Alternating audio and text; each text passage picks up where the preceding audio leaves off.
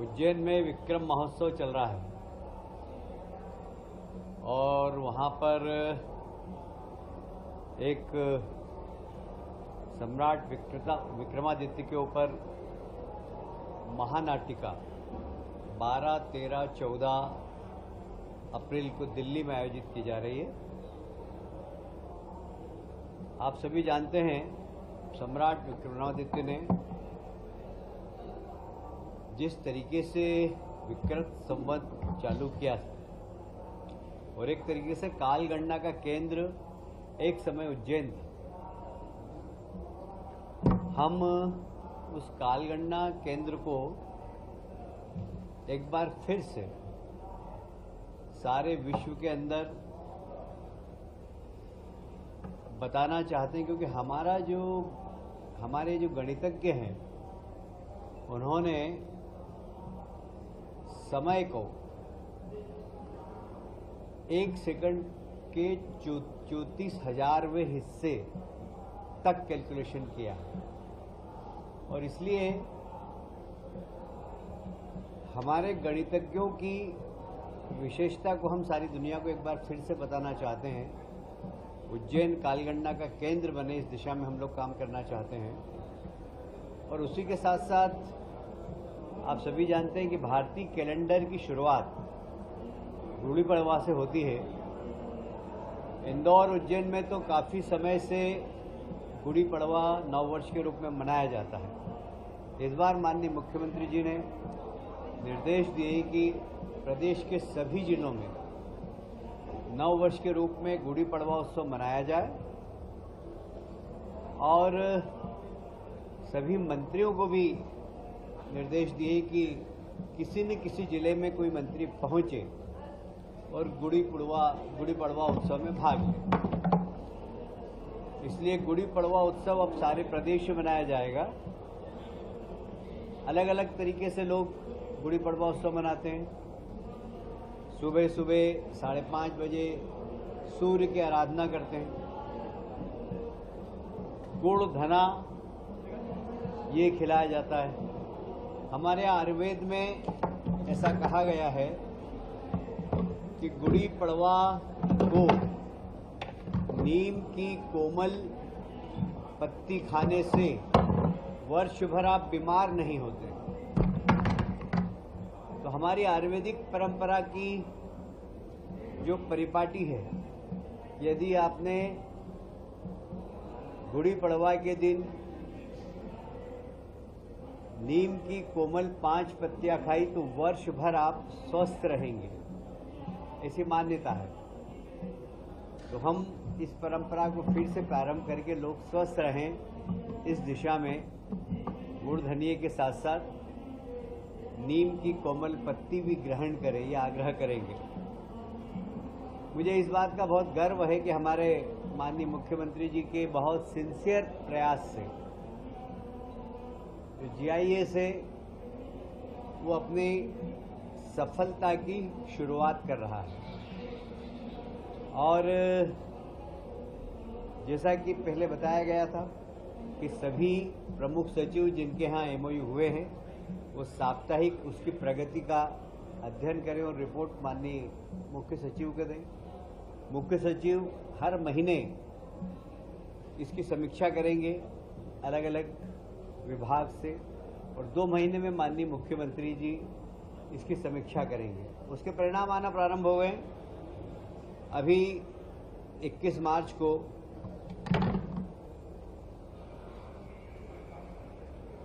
भिंड चंबल में 18 भूमि पूजन हुए। अगर आपको डिटेल कहूँ कौन कौन सी कंपनी, तो मैं नाम बता सकता हूँ, पर वो आपको राइटिंग में मिल जाएंगे। 18 ऐसे ही ग्वालियर में भी भूमि पूजन हुए हैं। आने वाले समय में और 7 औद्योगिक इकाई के भूमि पूजन होने वाले हैं। संभागीय स्तर पर भी हमारे जो MOU हुए उन पर क्रियान्वयन प्रारंभ हो गया है और अतिशीघ्र वहाँ पर भी भूमि पूजन प्रारंभ हो जाएंगे, जिससे कि इंडस्ट्रियलाइजेशन की उस क्षेत्र के अंदर शुरुआत हो। हमारे पास सभी संभाग से निवेश के प्रस्ताव मिले थे। संभाग स्तर पर, जिला स्तर पर भी उसकी प्रगति और उसकी समीक्षा हो रही है। और वहाँ पर भी आप देखेंगे कि एक वर्ष भर के अंदर ही काफ़ी पूरे प्रदेश के अंदर इंडस्ट्रियलाइजेशन की शुरुआत हो जाएगी। मुझे कहते हुए बहुत प्रसन्नता हो रही कि हमारे यहाँ ओंकारेश्वर में 26वीं वाइल्ड लाइफ सेंचुरी स्वीकृत हो गई है। हमें ये कहते हुए बहुत प्रसन्नता हो रही है कि इस वाइल्ड लाइफ में जितना भी वन क्षेत्र है वहाँ पर कोई भी वनग्राम नहीं है, इसलिए किसी प्रकार की कोई परेशानी नहीं है। लगभग 614 वर्ग किलोमीटर प्रदेश 614 किलोमीटर की ये वर्ग मीटर की वन सेंचुरी है ये, और ये 26वीं वाइल्ड लाइफ सेंचुरी होगी, जिसका कि देश में सर्वाधिक वन सेंचुरी बनाने का जो एक रिकॉर्ड है वो मध्य प्रदेश के नाम है। माननीय मुख्यमंत्री जी ने निर्देश दिए, गर्मी प्रारंभ हो गई है, इसलिए सभी माननीय मंत्रीगण अपने अपने प्रभार के जिले में पानी की व्यवस्था को देखें, लोगों को पीने का पानी मिले, पशुओं को पीने का पानी मिले और समाज के अंदर इस प्रकार का वातावरण बने कि पक्षियों के लिए भी लोग पानी की व्यवस्था करें। मैं समझता हूँ इतना बारीक कोई मुख्यमंत्री सोचता नहीं है कि पशुओं के पानी की भी चिंता करें और पक्षियों के पानी की भी चिंता करें। आज कैबिनेट में माननीय मुख्यमंत्री जी ने सभी माननीय कैबिनेट मंत्रियों से आग्रह किया है। अभी कुछ क्षेत्रों में ओलावृष्टि हुई है, ओलावृष्टि के लिए भी माननीय मुख्यमंत्री जी ने निर्देश दिए हैं सारे कलेक्टर्स को कि जल्दी से उसका सर्वे करें और आपदा प्रबंधन के माध्यम से उन सब किसानों का जिनका नुकसान हुआ है उन्हें आरबीसी की तहत उनकी जो मुआवजा है वो उनको अतिशीघ्र मिले, इसकी चिंता करें। जैसा कि मैंने पहले बताया था आपको कि हम आत्मनिर्भर नगर निगम और नगर पालिका बनाने के लिए प्रयासरत हैं और हमने ये भी अध्ययन किया कि सबसे बड़ा खर्चा अगर नगर पालिका नगर निगम का है तो पहले तनख्वाह का, दूसरा पेयजल के बिल का, बिजली के बिल का।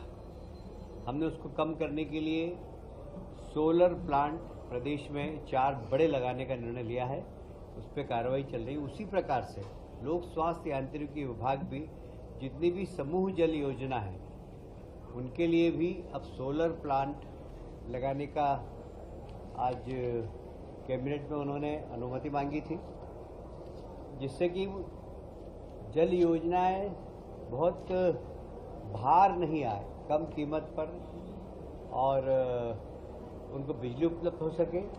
यदि सरप्लस बिजली हो तो वो विद्युत मंडल खरीद सके, तो मतलब बिजली बेचने वाला भी समूह योजना हो सके, ऐसे उन्होंने कैबिनेट में अनुमति मांगी है। आज वो अनुमति उनको प्रदान कर दी गई है। एक बहुत ही अच्छा निर्णय और हुआ है, आप सभी जानते हैं कि हमारा जो खजुराहो है वो यूनेस्को में वर्ल्ड हेरिटेज की सूची में है। वहाँ पर होटल इंडस्ट्री और रुचि ले रही है क्योंकि वहाँ पर पर्यटकों की संख्या बढ़ती जा रही है। पिछले 3-4 वर्षों में वहाँ पर पर्यटकों की संख्या लगभग डबल हो गई है और इसलिए वहाँ अच्छी होटल्स और बने। वहाँ पहले से ही राजगढ़ कोठी ओबेरॉय ग्रुप के पास थी। ओबेरॉय ग्रुप आप जानते हैं कि देश का सबसे प्रतिष्ठित होटल व्यवसाय में से एक है। उन्होंने राजगढ़ कोठी को बिल्कुल हेरिटेज कोठी के रूप में, होटल के रूप में बनाया है, पर उन्होंने इससे लगी हुई ज़मीन 19 एकड़ की मांगी है, जहां वो वेलनेस सेंटर डालना चाहते हैं, एक तो वर्ल्ड क्लास फैसिलिटी देना चाहते हैं, जिससे कि खजुराहो और ज़्यादा आकर्षण का केंद्र बने। आज शासकीय मूल्य पर 19 एकड़ जमीन, लगभग 19 एकड़ जमीन है, वो ओबेरॉय समूह को देने का निर्णय लिया है। मैं समझता हूं कि भारतीय जनता पार्टी की सरकार मध्य प्रदेश की संवेदनशील सरकार है। कोई भी समस्या आए उसके पहले सोचना प्रारंभ कर देती है। आज की कैबिनेट में हमने माननीय मुख्यमंत्री जी ने जिस तरीके से आने वाले गर्मी उससे उत्पन्न हो सकती जो समस्याएं उसके ऊपर सबको सावधान रहने के निर्देश दिए हैं। इतना ही आज कैबिनेट में हुआ है। बाकी अगर आप कोई पूछना चाहें वैसे अब रखेंगे नाम तो बता देंगे। अभी तो ओंकारेश्वर है और ओंकारेश्वर से अच्छा नाम कोई हो नहीं सकता।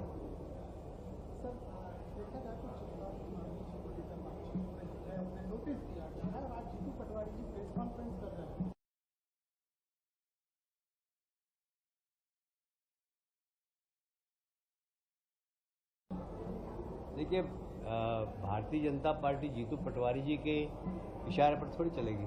हमारी पार्टी, हमारी आइडियोलॉजी और हमारे नेताओं के निर्देशन पर चलेगी। जीतू पटवारी अभी इतने बड़े नेता नहीं हो गए, वो कोई महात्मा गांधी या पंडित दीनदयाल उपाध्याय, डॉक्टर श्यामा प्रसाद मुखर्जी नहीं हो गए कि हम उनसे सलाह लेके हमारी पार्टी चला।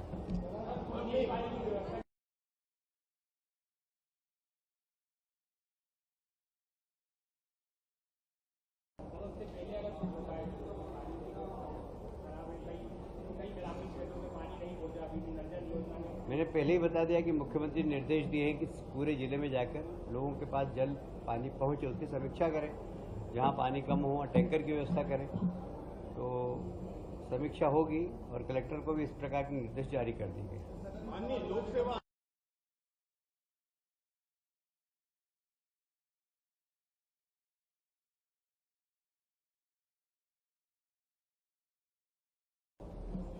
देखिए, इसके बारे में मैं अभी अपडेट नहीं हूँ, इसलिए इस बारे में कोई जानकारी नहीं दे सकता।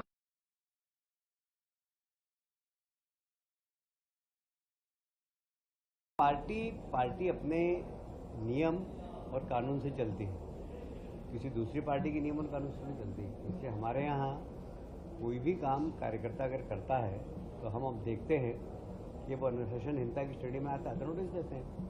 अब इसमें बाकी दल को कोई प्रश्न उठाने का कोई सवाल ही नहीं है।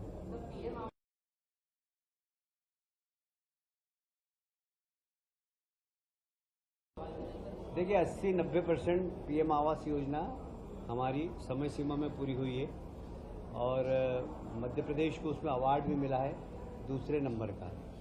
कुछ लोकल कारणों के कारण कहीं पर स्टे हो गया, कहीं पर जमीन नहीं मिली, कहीं वन विभाग की जमीन थी, वन विभाग ने आपत्ति ले ली, कहीं ठेकेदार की डेथ हो गई।